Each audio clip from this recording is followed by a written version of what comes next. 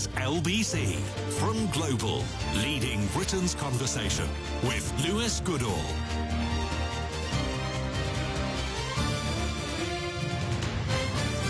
You know, I was in a conversation not too long ago with a cabinet minister who, I'm afraid, for journalistic reasons, will have to remain nameless. Former cabinet minister, I should say. And I was asking them about Brexit and the way they thought it was going. And they responded to me by saying, oh, one day, and this was a Brexiter, by the way, one day you journalists will stop talking to us about Brexit. You'll stop asking about Brexit. Now, there are lots of reasons why I think that is an unsatisfactory answer. I think one of the reasons is that clearly the Brexit settlement is still not resolved. For all of the talk that we got Brexit done in 2019, or Boris Johnson got Brexit done, in fact, we certainly Brexited, but the destination point, the end point, still remains in so many ways unclear. It still remains in flux, whether it's around the Northern Ireland Protocol, improvements to the Free Trade Association agreement, free trade agreement that we have, and so on and so forth. There are still so many unanswered questions and so much left to colour in the what the Brexit settlement is actually going to look like in the end. And that's just the economic and the policy side. The political bit is also still potentially in flux, at least among, interestingly enough, members of the public. New poll out today, and this is not a poll in isolation, by the way. It mirrors a trend that we've been seeing across the course of the year. New poll from Opinion, which says that some 65% of voters think that Brexit is going badly. Only 21%, just over 1 in 5, think that it's going well. And that just reflects what has basically been a steady erosion in support for Brexit. And the main reason, if you look at or drill down into all of the pollings, is that the number of people who think that Brexit has been bad for the economy, is having negative economic effects, is going up and up and up. And perhaps that's not surprising when you consider, of course, that if you look at what's happening in terms of our exports to the EU and so on, they have been going down. We also know that the British economy is going to be doing worse than nearly every other European economy in the years to come. That's not all about Brexit, by the way, but it's undoubtedly Brexit is part of the equation. And if you look at what Professor John Curtis, who is a polling expert, has said, he said that there is no doubt at all that there's been something of a decline in support for Brexit. The principal explanation for the shift, as I was saying, seems to be to do with the economic consequences of Brexit. We are now somewhat more economically pessimistic about Brexit than we were. And if you think about it in many ways, look, why did we actually join the European Economic Community in the first place back in 1973 and, of course, reconfirmed by a referendum in 1975? Well, one of the reasons was that Britain at that time was considered to be the sick man of Europe in terms of our economy. It was considered that access to European market, the common market as it then was, would be an economic salve, would enhance Britain's economy. That, we looked over the water and across the channel and saw that other European economies, particularly France and Germany and Italy at that time, doing much better than we did. Actually, when we left, the contrary, opposite view took place, or the opposite situation was in place, which was that Britain was doing a bit better than other European economies in the wake of the Eurozone crisis and so on. And the argument very much was explicitly put, well, why do we need them? They need us more than we need them, remember that? And now again, we're almost sort of back to where we were, or at least potentially the glimmers of back to where we were, where people, rightly or wrongly, start to see Britain's economic malaise relative to the rest of Europe, and rightly or wrongly think that reversing Brexit would be antidote to all of that. Now, it probably wouldn't be, but it's in its entirety, but it certainly potentially might be an element of it. I really want to talk to you about both the politics, but also how you feel that Brexit economically is going. Perhaps you're a business person, and you are an exporter, or you were an exporter, an importer indeed, in services as well. We always talk about goods, but so much, remember, of Britain's economy is about services, and how much less access we now have to the single market. How is Brexit going for you, and do you think it should be reversed, or perhaps you think that we really haven't had time to see it in its entirety yet? 0345 60 60 973. That's 0345 60 60 973. Text 84850. Tweet at LBC. But first, let us talk to Robert Oulds, who's the director of the Bruges Group think tank, which campaigns against European federalism and integration. Robert, what do you make of this latest poll and the ones that have preceded it? Well, there's been a concerted campaign against Brexit ever since people voted to leave in 2016. That's when, in a sense, the real campaign to stay in the European Union began. There was this remorseless attempt to overturn that vote. That failed. It was reconfirmed again by a general election in 2019, and the side promising to deliver Brexit won handsomely. There was also uncertainty in the economy, but this is absolutely nothing to do with Brexit. Indeed, the economic figures actually show that Britain, of course, until, of course, this inflation cost of living crisis hit, which has ruined the economy and made life very difficult for many people throughout this country, as it is in other nations. So people are just a bit stupid, are they? They're being fooled by this campaign that you're talking about that exists against Brexit, just a bit foolish. Well, what was the actual question is, the actual question was about how people feel about Brexit Britain. Things are not good in Brexit Britain at this point in time because of the cost of living crisis. Now, that's largely driven by the increase in fuel costs, which has hit every single nation. Of course, that's actually coming down now. We see the cost of energy is actually reducing. What will happen in the future? So it's not about no one is calling anybody stupid. The only people that were only ever called stupid were those people who voted leave, and they were called stupid by Remain people. What there is a deep unhappiness in this country. And of course, that's not surprising, because considering the enormous challenges this country faces at this point in time. Robert, is it just possible that maybe people have we've seen what Brexit's like.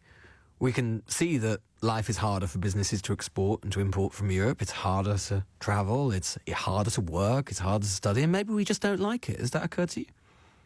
Well, it doesn't actually stop hundreds of thousands of people coming over to this country from other European nations. Clearly, there's more that the government needs to do to actually deliver what people actually voted for. So it really is a matter of us holding what hasn't been delivered what hasn't been delivered that people voted for. Well, in terms of immigration, that's not actually quite clearly been delivered. Of course, the main reason why people voted to leave the EU was to be self-governing, but there was an important element that wanted something done on immigration. Robert, that hasn't been done. That still needs to be done, and we need to hold the government to account. But Robert, I thought the argument always was that it wasn't really about the numbers. That's what was always said. It was about control, and the government has control, and it's choosing who comes in. So why is that not what people voted for? Whilst Britain remains governed largely by European Union legacy laws, has, of course, a separate matter to the EU, but the European Court of Human Rights having jurisdiction over... But that's got nothing to do with immigration. Tactic immigration very difficult. No. The European Court of Human Rights is always a process. But Robert, the European Court of Human Rights has nothing to do with immigration. It has something to do with asylum. The government is choosing about who comes in. And when you talk about... I'm just interested, European Union legacy laws. Could you give me, 3 European Union legacy laws you'd like to withdraw that are currently in place? Well, what we've done is we've got the agreement with the European Union. Sure, but are there is there anything specific? Where we're keeping in place those laws, because we're at the point in time we have all European Union laws rolled over into British law, which should be looked at and reviewed. Indeed, one Cabinet Minister, Jacob Rees-Mogg, had the task of reviewing that. This has been since put on hold, but the government were actually having a large review, which would be assessing what exactly European Union laws we still need to keep in place. But when it comes to the economy, because you've been sort of saying, I've heard it quite loud and clear. Robert, I just want to ask Britain's been doing worse. Hang on, Britain's going, because I have to... we also need to hold journalists to account on this. I thought it might be our fault. When they're spreading misinformation like yourself. Robert, Britain, can I just ask... For 4 of the 6 years since we voted to leave in 2016, our economy was growing at a greater rate than Germany. Robert, and until we fell into recession, but in the 4 years from the fastest growing economy in the G7. Robert, remind me. This is 4 years. But Robert, you've been spreading disinformation. Take a breath. Indeed, you may have even been spreading, dare I say it, fake news. Word. Robert, in the 4 years from 2016 to 2020, remind me what our economic trading status was with the EU. Well, we were actually told we were that still if we members, voted weren't we? to leave in We were still members. 2016, So the your point is economy would ridiculous. fall apart. Your point is ridiculous because your point is Businesses plan ahead. Well, why until because the cost of living crisis began? But Robert, And you just said to me, you just said to me why as did a we point have of the fastest growing economy in the G7 this year until, of course, the things fell off a cliff economically speaking. I don't want to be right. Can I just come back on 2 points? Can I just put 2 points to you? Your point to me was that I was spreading fake news because I was suggesting that we had this economic malaise, and you said to me, well, since we had Brexit in 2016, in the years between 2016 and 2020, our economy was growing really like gangbusters, and we were exporting more to the EU. As I say, just remind me, what was our status? Well, what was our status? But what was our status? But what was our status when we were there? We're in 2016 to 20. We were in the EU. We were on the way out of the European Union, and that was made clear. And we were told the other point I wanted to come out. But of course, I understand. We were growing faster than other G7 countries. Yeah, and we were in the EU. Yeah. But we were in the EU.